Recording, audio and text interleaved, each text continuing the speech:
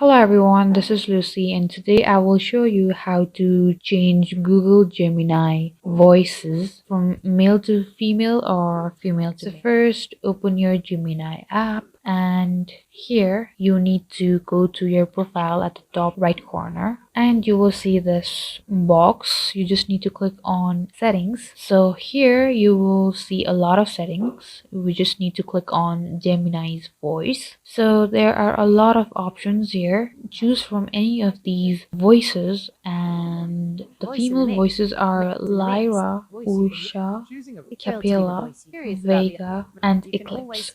So you can choose any of these voices and go back. So type here and click on the speaker icon right there next to the text. You will see that the voice of the Gemini has been changed. And that's all you need to do in order to change Gemini voice from male to female or female to male. Thank you guys for watching. For more videos, like and subscribe, and I'll meet you guys in the next video.